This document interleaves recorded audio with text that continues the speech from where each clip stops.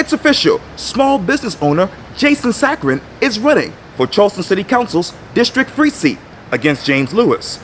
I had a chance to sit down with Jason for a special edition of Quintin's Close-Ups. And if you haven't already, subscribe to my YouTube channel and download my free Quintin's Close-Ups app in your Apple or Google Play stores. Jason Sakran, welcome back to Quintin's Close-Ups. Well, welcome to my house. Oh, yes, right here in downtown Charleston. And it's in the middle of your campaign district, Yes. District 3. I know recently we obviously, survived Hurricane Durian. And I'm pretty sure you also drove around town. I did. When you look around District 3, doing Hurricane Durian, what was going to your mind? I felt, bad and obviously sorry for some of the residents living downtown. I went out, my whole family went out in the afternoon. We drove around, much to, the mayor's and the police department's suggestions not to. I wanted to get out and kind of see some of the damage and kind of assess things. Plus, two kids, we were stir crazy, so we didn't get out of the house. Yeah. We saw some tree limb damage. We didn't see as much flooding as we thought downtown.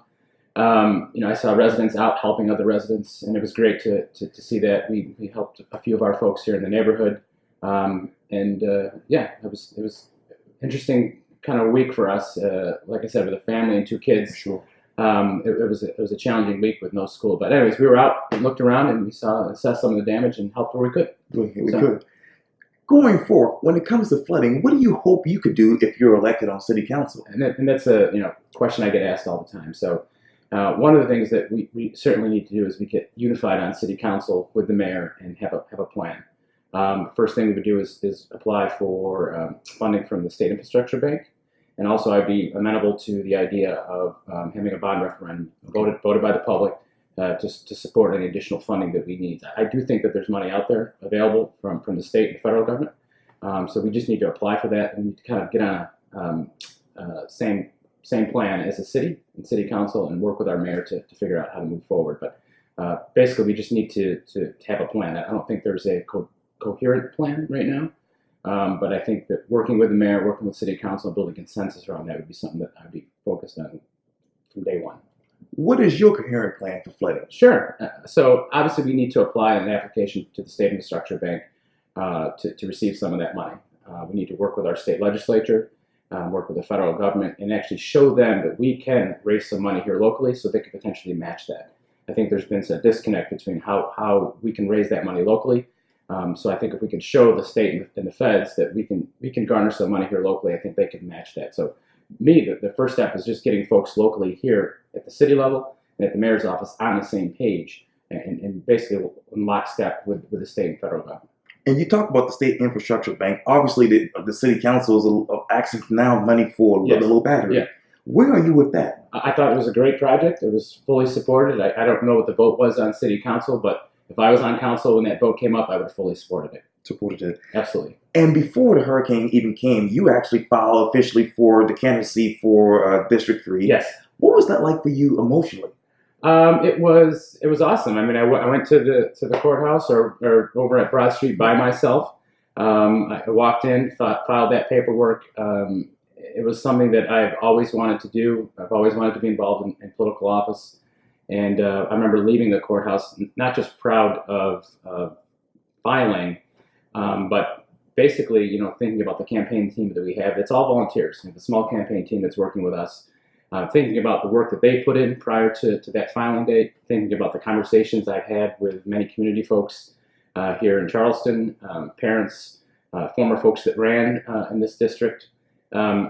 Leading up to that, just thinking to myself, what a great opportunity I have. I'm going to do my best, work as hard as I can to win folks over.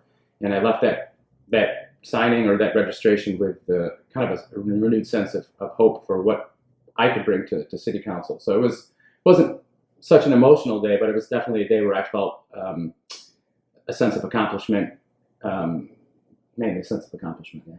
You talk about that conversation with a lot of the community folks. Yeah.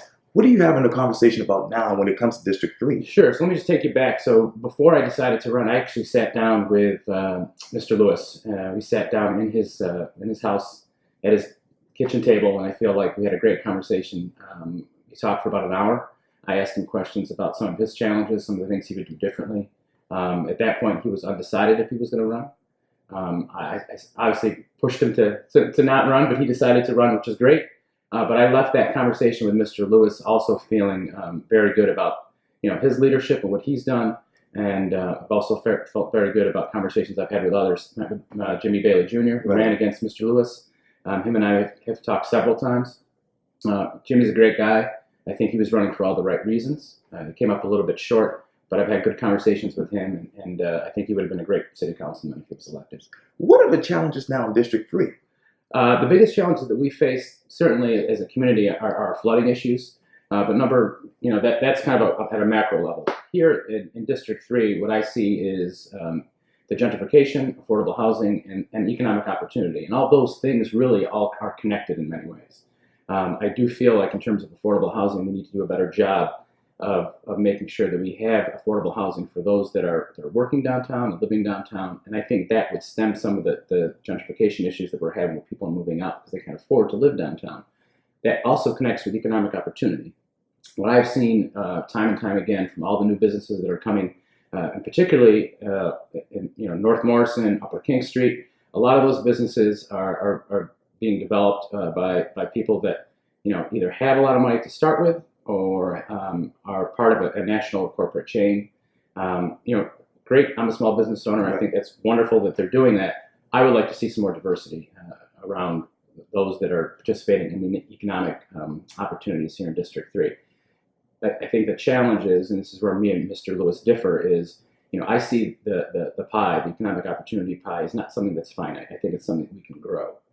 So when we talk about affordable housing, we talk about gentrification, I would like to make sure that everyone in District 3, regardless of the neighborhood, has the opportunity to participate in the success of District 3 from a financial and economic opportunity perspective. So what that means is I would push for and work with the city on any kind of efforts that they have around small business incubation, small business technical assistance. The Loan Development Corporation, which is a nonprofit here in Charleston, helps with small business. They've been very helpful for me personally, helped us start our second location, restaurant location in Mount Pleasant. I would like to replicate that or build upon that type of effort. So what they did, which is really cool, was not only loan you the money, but also provide some technical assistance on the background for first-time small business owners. That's a big hurdle if you're a first-time small business owner. So when you receive all that money, how do you use it? How do you manage your people? How do you manage your HR processes? How do you work with QuickBooks and accounting? We need that here in District 3. So I do think that the energy and the amount of opportunity is here. We just need to connect that with our folks that are in the African American community and Hispanic and women-owned businesses here in District 3. What are the other issues when it comes to gentrification? Say that again? What are the other issues when it comes to the topic of gentrification? Yeah, I mean, so we, not to mince words, but there has been a mass exodus of African Americans in downtown, particular District 3, in my district. So this has changed. The district has changed, and I talked to Mr. Lewis extensively about this. The district has changed drastically over the past 10 or 15 years. Some of that is by choice, and some of that is just you can't afford to live here. So I see that as a major issue. I live in this community because I like the diverse community. I like living in a place where we have diversity not just in race, but diversity in age, diversity in sex, diversity in religion.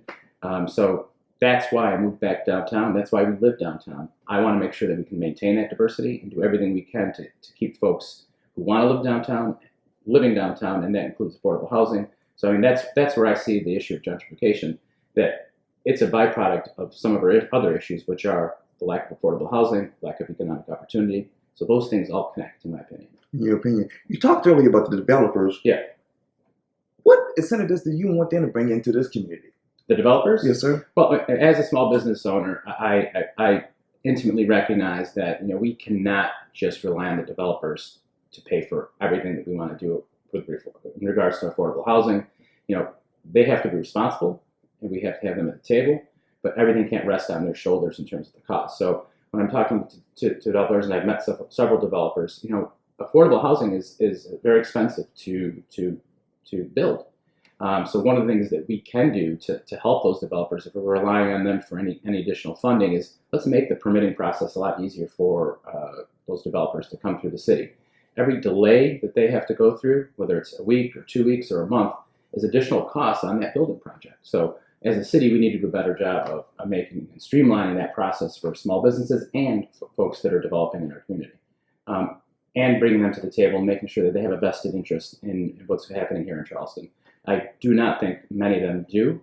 I can't speak for all, but there are some that do. But by and large, I feel like a lot of developers that come here do not have a vested interest and really understand the community that they're moving into. Do you understand this community? Yes, I do. I do, and I've made every effort before I decided to run, Quintin, to talk with my neighbors, to talk with Mr. Lewis, to talk with folks from not just different races but different walks of life. And I've done everything I can to do that, and I will continue to do that. So, I've been canvassing in West Ashley, which is part of the district. Sure. I've spent a lot of time in West Ashley over the past month, and I'm very proud of that. The conversations I've had with folks in West Ashley have not only reaffirmed my choice to run, but have instilled me with like a new sense of hope. It really has, and those conversations have been very positive. A lot of them have been around, man, I really appreciate you coming out here today. It was a Sunday afternoon. I'm sweating. My shirt's hot. It's hot outside. And you took the time to come knock on my door and ask me a simple question of, what do you care about most in this community? And I don't think we do that enough as city councilmen. I don't think we do that enough as public service, folks in public service. So that is my campaign. Is I just want to simply get out and ask folks what they care about. What do you care about when it comes to Maryville and Asheville? Well, I met with a few folks that have done some work, historical work in Maryville and Asheville, and I was really surprised at the institutional attempt to disenfranchise that community. I did not understand the full history. I mean, I get the current history, but I didn't understand the full history. So, two examples that were shared to me that really sent it home for me were back, I'm not sure when it was, but there was a concerted effort to basically disband the town, and basically there was a state enforcement, state policy that basically disbanded that town. That town had its fully functioning independent police force. Right. It was a thriving small business community, and it, for all intents and purposes, was a very successful community at the time. There were forces within the state of South Carolina that basically acted against it to basically disband that. That's number one. Number two, when folks came back from World War II, particularly African Americans came back from World War II, we had our GI Bill. That GI Bill was a guarantee for African Americans living in that community to basically apply for guaranteed federal funding for housing. Well, that sounds great, but when an African American went to a bank to try to apply for that housing, oftentimes the banks denied them. So the whole GI Bill was great in theory, but in reality it did not work. It actually created and exacerbated the challenges in Asheville and Maryville. How would you bring back? And that was all surprising to me. Surprising. How would you bring back small business into Maryville, Asheville if you were to be on council? Sure, and that's a good question, and I don't have an answer for that right now. And the reason is that I have spent a lot of time, and I have tonight, in a listening session in West Ashley. Right. I think those answers are best served by the folks that work and live in that community. I am not going to speak for people, I speak with people. So my goal tonight at this particular meeting and every other meeting I have, and if elected, I will be going to the Asheville Maryville Neighborhood Association meetings, and I've already been to several, and I'm going to be going to more. I'm going to ask them that simple question, Quintin. What do you care about most? I think the solutions that we have in our community, not just here in District 3, and I've said this before, do not necessarily rest in the city council chambers or with the mayor's office. I think the solutions that we have rest in the homes of all of the individuals that live in our community. We just need to do a better job of connecting them to their local city government. Our solutions are not necessarily in the chamber. Our solutions are in the community. We just have to do a better job of truly engaging our folks in a real conversation. And that is lacked in District 3, and I think that lacks in many ways across the city. How high will your voice go if you're on city council when it deals with issues such as flooding, gentrification, affordable housing? Right. So I guess my approach has always been, with my small business and, currently with the school district, my leadership role has always been one of a facilitator and coach. I don't think it helps to get on city council and get elected to city council and scream the loudest or be the loudest or try to get yourself in the newspaper in the media and call Quintin for things every time you need something. I think the job as a city councilman is to build consensus in city council with fellow council members and work with them on some issues, whether that's in the council chambers or meeting for a beer or a cup of coffee or whatever that is, building that consensus and then working with the mayor's office to make sure that he or she is on board with that. I think there's been a lack of that. So my job as city councilman is not going to be to yell and scream and raise my voice and make sure that everyone hears me. My job as city councilman is to speak with other city council members and try to get them to build some consensus and let's agree on a few things and then work with the mayor. I think that's been a challenge. You know, everyone has asked me is what my stance on Mayor Tecklenburg and what his job has been. I will say two things. Number one, he came in after Mayor Riley, who was in office for several years. He had some tough shoes to fill. Number two, I think the city council that we currently have that doesn't necessarily work together. I think if Mayor Tecklenburg has a city council with a few folks that understand that we need to move the football forward on the field, and we need to make some progress on some key issues, and that might require some compromise. I think the general public really wants to see us make some decisions. They elected us to make some decisions. They may not agree with us in every decision, but we have to be honest with them and just kind of move the football forward. And that requires working with Mayor Tecklenburg and other councilmen. And what compromises would you make on key issues right now if you're on council? Well, for me, focusing on affordable housing and flooding would be the two most that I would start to build some traction on, because I do think that both of those issues there's an immediate impact visually and palpable within the community. So if we can get some flooding mitigation and some funding for that, people are going to see that those projects are getting started and that we are making progress on that. We're not going to solve that issue in 1 year or 2 years or 4 years. It's an ongoing thing, but I think the general public wants us to see us put a coherent, comprehensive plan together and move forward and make steps. And whether they're incremental or not, they just want to see that. Same thing with affordable housing. I think we need the mayor and the city council need to place a stake in the ground and say, this is our goal, this is what we're going to do, and we're going to move forward incrementally. I do think that there needs to be more of a regional approach to affordable housing. So whether that's a coalition that is formed, but I feel like the Berkeley, Dorchester, Charleston really need to get together and have one voice around how we tackle affordable housing.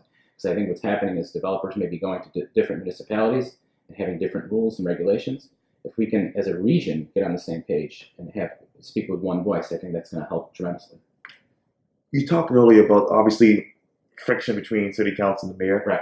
How do you hope the mayor's office will work with city council going forward? Well, I'm not going to weigh in too much on the mayor's race. I think he had a tough challenge stepping into Mayor Riley's shoes in office. I think he's done a great job in many ways, and I think he's fallen short in other ways. And I would be happy to share that with him. That's the type of councilman I'm going to be, is just an honest councilman that's going to speak truth to power. So I think one of the ways that he could probably work better is maybe particularly focusing his agenda on one or two items. That would be my recommendation to Mayor Tecklenburg is let's focus on some key issues. Not that we disregard those other issues, but let's spend 80% of our energy on one or two things, and let's do those well. How about communication? Communication for the mayor's office? Yes, sir. I would share this with Mayor Tecklenburg. I think that they have done some great things over the past 3 years. Those things need to be communicated and articulated in the community. I feel like when you're doing a lot or trying to accomplish a lot, your message and your efficacy gets diluted. So when you focus on a few issues, do them well, I think the impact from a communication standpoint is going to be much greater because the general public is going to see that, it's not affordable housing this week and flooding this week and bike advocacy and transportation and economic opportunity. All those are important, but I really feel like 80% of the time needs to be spent on a few key issues. So from a communication standpoint, I'd like to see them do a better job of touting some of their successes. And from a communication issue as a city, I think all city councilmen and women, we should just do a better job of communicating with our constituents, not just on a weekly basis, but anytime there's updates, we need to use different forms of communication. That's one of the reasons I'm running, and that's one of the distinctions I have with Mr. Lewis. I respect Mr. Lewis greatly, but one of the challenges we have here in District 3 is constituent communications. We have to make sure that our folks are aware of all the issues that are happening. Anything that comes out of City Council that impacts and affects the District 3 community that stuff needs to be shared with immediately. And that could be via email, that could be via text, social media, Facebook, Twitter. All those tools need to be used. We're living in a new world, and folks receive information differently. So I will, if elected, use every tool at my disposal to make sure that my constituents understand what's happening, and also to gather information and opinions from them. Do you understand government? Yes, very much so. I have worked in local county government since 2009. Have been intimately involved with the local county government in the school district, so I understand how it works locally. Previous to that, I lived in Washington, D.C. I was a state lobbyist for an education association. I spent a lot of time in state legislatures, and particularly out in the Midwest and Northeast. So I understand how state legislatures work. I understand how bills get passed. I understand the difficulty sometimes in making sure that folks at the local level understand what's happening at the state level. And I also spent some time in D.C. and worked interned at a congressman's office. So I understand how bills and ideas come from locally to the U.S. House and the Senate. So all along the way, I've had different experiences, whether it's county, state, and federal. How many city council meetings have you attended so far? I've gone to 2 so far. Okay. And I say that not that I haven't had time, but I recently spoke with a constituent in West Ashley, and she had asked me. She said, "So how many have you gone to?" And I shared with her I've been to 2. One I spoke in, and the second I just listened. This goes back to what I said earlier. Okay. I think that the city council meetings are important. I certainly pay attention to them after, but physically being there, and many of the city council meetings that we've had, I've actually been out canvassing and talking to folks in the community over the past 4 or 5 months. And I'd rather use that time, to be honest with you, to speak directly to folks in the community and to neighbors in District 3. I can get that information and the fallout and the decisions that are made at the council meeting. I can go online, or I can watch it on YouTube or what have you. And I know obviously you are a small business owner and you work in the county government. Do you actually have time for city council? That is an awesome question, Okay. and I respect that question a lot. I think this goes back to raising our expectations. Okay. I think that folks in District 3, if we want someone that is going to be engaged in the community, I don't particularly see, what their other jobs have anything to do with it. I have been a delegator and a coach both for the school district and my small businesses. So just to share with you how I've done this is, I surround myself with good people. I was asked this question a couple weeks ago. Okay. And the simple answer is, I don't do it all. I've got a great business partner that helps and manages the day-to-day operations at both restaurants. It requires, I wouldn't say a very little, but my main role with my local 2 restaurants is really at a high level, strategic level. If we're going to open another location, if we're doing some marketing, I'm certainly involved in those conversations. Sure. But the day-to-day operations have been delegated and really led by my business partner, and he does an awesome job of that. And the staff respect him. They know my role, and I'm comfortable with delegating that to him. With my school district position, that requires me to be full-time, invested, engaged every day. But again, I've surrounded myself with great people who are professionals that understand their job and that they know that I'm there to help them and support them. But I'm not involved in every decision that's made, because if that was the case, then I wouldn't be able to do my job as leading that department forward for the next 5 or 10 years. And that's my leadership style, is if I'm involved in the day-to-day minutia, then I'm not focused on the big picture items. And that's what I would take to city council as well. We cannot focus ourselves on making sure that your employee does X, Y, and Z perfectly. I just tell them, this is where we need to head, or this is where I encourage us to head. And a lot of times you just give people the tools and the trust and the faith, and they do get there. So that's been my leadership style. I will continue to lead that way. Okay. So from a time perspective, I'm very good at prioritizing my time. I have 2 kids. Nice. I have a wife that works full time. We have a crazy life, but we enjoy it. It's fulfilling. It's enriching. And I don't see any reason that I couldn't lead on city council. And if we're going to raise the level of expectations of folks in our community, then there's no reason that someone like myself shouldn't be able to and couldn't be able to do it. And I know 90% of the time when I see you, you're always on a bicycle. Yes. What is the future of bikes in Charleston? Right. Particularly with all accidents and deaths that we've seen recently. Yes. I'm an avid bicyclist. I ride usually 3 or 4 times a week. mainly for exercise, and it's a time for me to unplug. Sure. So this goes back to your question about how do I do it? I think that compartmentalizing things and making sure that in your life you can basically put things and have time for your family and time for yourself, reflective time. Those are awesome parts. So that biking is a time for me to do that. I think we need obviously more bike paths here. They need to be safer. I think we need to make sure that any new bridge or any extension we continue to build should include a bike path. A quick story I just shared recently with a constituent was when I first got out of graduate school, I was appointed executive director for Low Country Earth Force.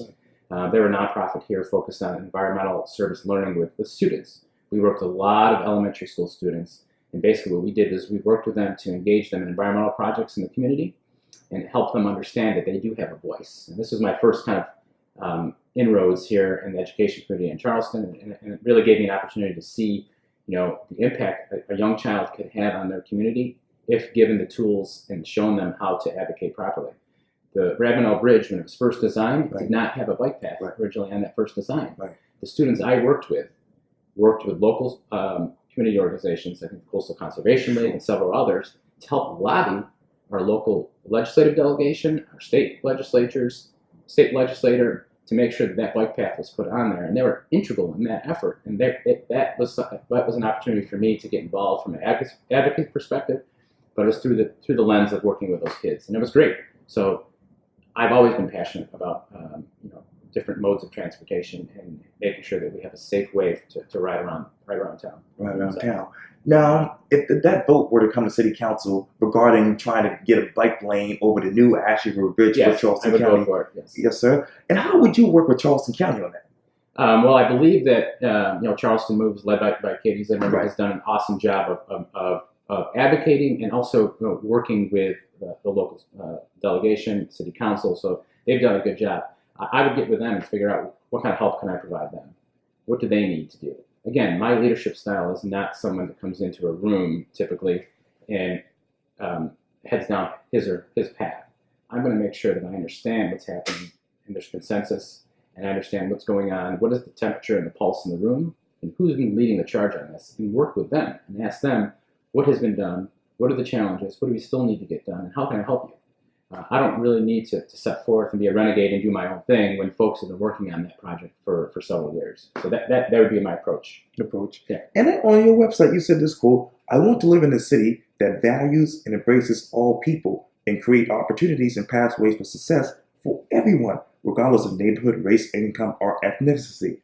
What is the future of Charleston? The future? Well, the future of Charleston that I see, and the reason I ran, is a future where if you are white, if you're black, if you're Hispanic, if you're young, if you're old, if you're poor, there's a place here that you can call home, and you can get quality public education and have a great job when you finish out either high school or post-secondary ed. That is a place we need to create here in Charleston, and it's possible. It's happening in many places across the country. We, as a community, just need to get together and figure out how do we prioritize what we want to get done.